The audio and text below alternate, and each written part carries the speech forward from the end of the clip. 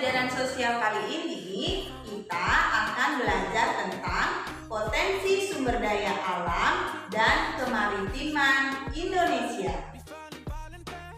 Nah, anak-anak, negara Indonesia itu adalah negara dengan potensi sumber daya alam yang sangat besar.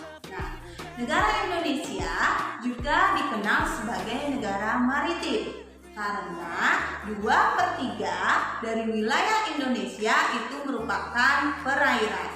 Nah, dengan memiliki wilayah perairan yang sangat luas, maka potensi yang terdapat di daerah perairan tersebut juga sangat besar. Ya, sekarang kita akan membahas tentang potensi sumber daya alam Indonesia. Nah, pernahkah kalian mendengar istilah sumber daya alam? Ya, sumber daya alam adalah semua bahan yang dapat ditemukan manusia dalam alam yang dapat dipakai untuk kepentingan hidupnya.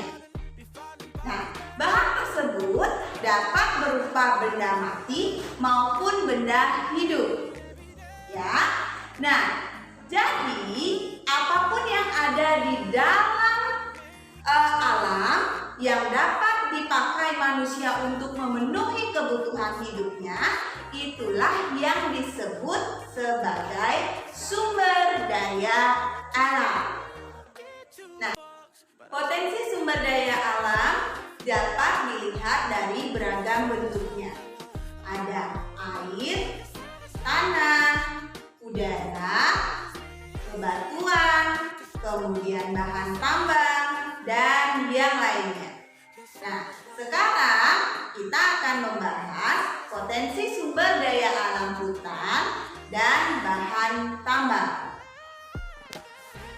Potensi sumber daya hutan. Hutan Indonesia memiliki potensi yang sangat luas, yaitu mencapai 99,6 juta hektar atau 52,3% dari wilayah Indonesia. Luas hutan yang besar tersebut dapat kita jumpai di daerah Papua, Sumatera, Kalimantan, dan Sulawesi. Sedangkan luas hutan di daerah Jawa atau di Pulau Jawa mengalami penurunan. Nah, hal tersebut disebabkan oleh alih fungsi menjadi lahan pertanian dan pemukiman. Sedangkan alih fungsi hutan menjadi pertanian dan perkebunan banyak kita jumpai di daerah Sumatera dan Kalimantan. Hasil hutan sebenarnya tidak hanya sekadar kayu.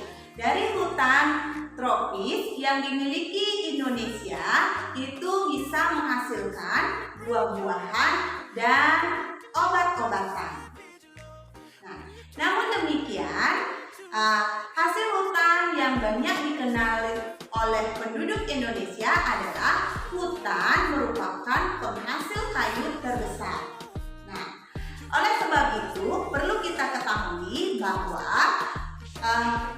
jumlah jenis kayu yang ada di hutan Indonesia itu mencapai 4.000 jenis kayu dan 267 diantaranya memiliki nilai ekonomi yang sangat fantastis. Nah, berikut Miss Ari akan berikan beberapa jenis-jenis kayu yang memiliki nilai ekonomi yang sangat tinggi. Itu adalah berikut ini.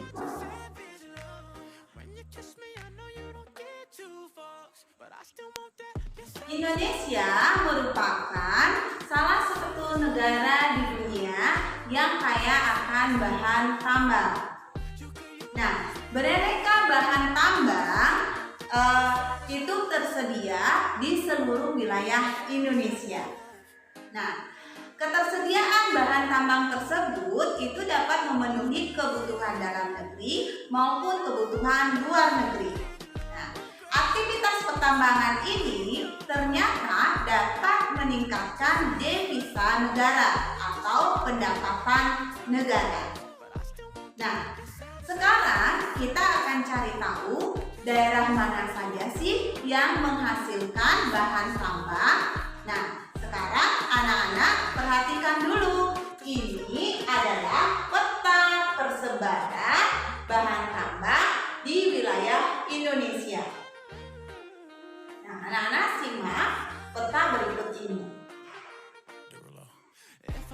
Nah, setelah anak-anak menyimak peta tersebut, sekarang anak-anak cari tahu daerah penghasil bahan tambang yang berada di wilayah Indonesia. Potensi sumber daya tambang yang pertama yaitu minyak bumi dan gas. Minyak bumi dan gas merupakan sumber energi utama yang saat ini banyak dipakai untuk kepentingan transportasi, industri, dan rumah tangga. Saat ini juga telah dikembangkan sumber energi alternatif, misalnya bioenergi. Nah, bioenergi ini itu dikembangkan dari berbagai jenis tumbuhan dan ada juga sumber energi alternatif seperti dari energi matahari, kemudian angin, gelombang. Nah, itu dia. Nah, sekarang kita akan cari tahu daerah mana saja sih daerah yang dapat menghasilkan sumber daya tambang minyak bumi dan gas. Anak-anak perhatikan, ini adalah daerah yang menghasilkan sumber daya tambang minyak bumi dan gas. Sumber daya tambang yang kedua itu adalah batu bara. Batu bara merupakan batuan yang terbentuk dari sisa-sisa tumbuhan yang telah mati dan mengendap selama jutaan tahun yang lalu. Nah, unsur-unsur yang menyusun batu bara itu terutama adalah karbon, hidrogen, dan oksigen. Sumber daya tambang yang ketiga itu adalah bauksit. Nah, bauksit adalah sumber biji utama untuk menghasilkan aluminium. Nah, bauksit bermanfaat untuk industri keramik, logam, kimia, dan metalurgi. Nah, daerah penghasil bauksit di wilayah Indonesia itu adalah daerah Kepulauan Riau, yaitu Pulau Bintan, dan daerah Kalimantan Barat, yaitu daerah Singkawang. Sumber daya tambang yang keempat yaitu pasir besi. Pasir besi dimanfaatkan untuk industri logam besi dan industri semen. Aktivitas penambangan pasir besi dapat kita jumpai di daerah Cilacap, yaitu Jawa Tengah, kemudian Sumatera, Lombok, Yogyakarta, kemudian Gunung Tegak, yaitu daerah Lampung, kemudian Sulawesi Selatan, dan Pulau Sebuku, yaitu daerah Kalimantan Selatan. Nah, yang kelima, sekarang kita akan bahas potensi sumber daya tambang, yaitu emas. Emas umumnya dimanfaatkan untuk perhiasan. Daerah penghasil emas yang tersebar di wilayah Indonesia yaitu yang pertama Papua, yaitu Freeport Timika. Kemudian Kalimantan Barat, yaitu daerah Sambas. kemudian Nangro Aceh Darussalam, yaitu daerah Maulabot, kemudian Sulawesi Utara, kemudian Riau, daerah Longos, dan daerah Bengkulu, yaitu Rejang Lebong. Nah, anak-anak, sekarang kita akan membahas tentang potensi kemaritiman Indonesia. Luas wilayah laut Indonesia adalah 2/3 dari seluruh wilayah Indonesia. Nah, wilayah laut Indonesia itu sangat luas, di mana terdapat 28.000 spesies flora dan 350 spesies fauna serta 110 mikroba. Nah, potensi laut Indonesia itu dapat dibedakan menjadi 3. Yang pertama itu adalah perikanan. Yang kedua itu adalah hutan mangrove. Dan yang terakhir itu adalah terumbu karang.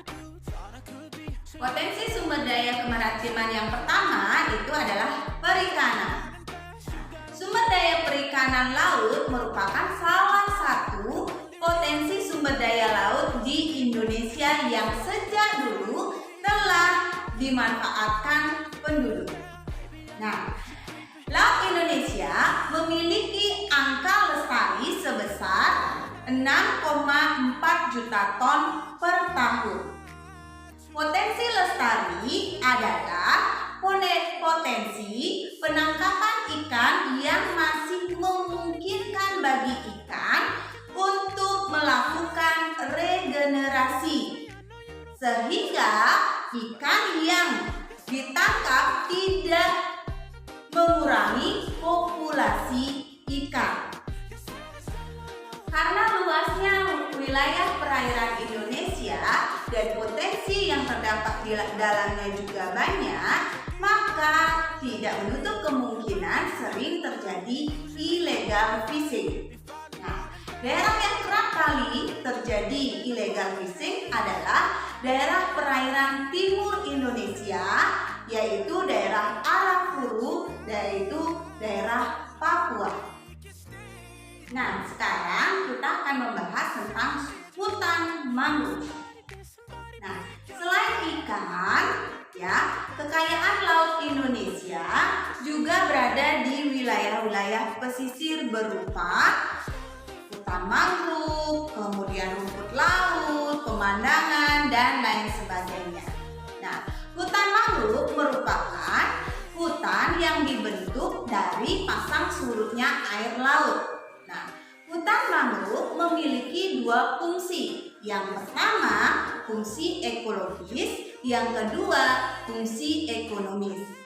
Nah, fungsi ekologis hutan mangrove itu dapat dibedakan lagi menjadi 2. Yang pertama, itu sebagai habitat atau tempat hidup binatang laut untuk berlindung, mencari makan, dan berkembang biak. Fungsi ekologis yang kedua itu adalah untuk melindungi pantai dari abrasi air laut. Nah, sedangkan fungsi ekonomis hutan mangrove itu berupa nilai ekonomis dari kayu, pepohonan, dan makhluk hidup yang ada di dalamnya. Potensi kemaritiman yang ketiga itu adalah terumbu karang. Terumbu karang adalah terumbu yang terbentuk dari kapur yang sebagian besar dihasilkan dari koral. Indonesia memiliki kekayaan terumbu karang yang berlimpah. Namun, sebagian dari terumbu karang telah mengalami kerusakan. Nah, dalam 50 tahun terakhir terjadi penurunan sebanyak 50%. Hanya sekitar 5,25% yang ada dalam kondisi baik. Nah, sekarang kita lihat sama-sama, ini adalah gambar terumbu karang. Nah, fungsi terumbu karang dapat Anda lihat berikut ini. Ini adalah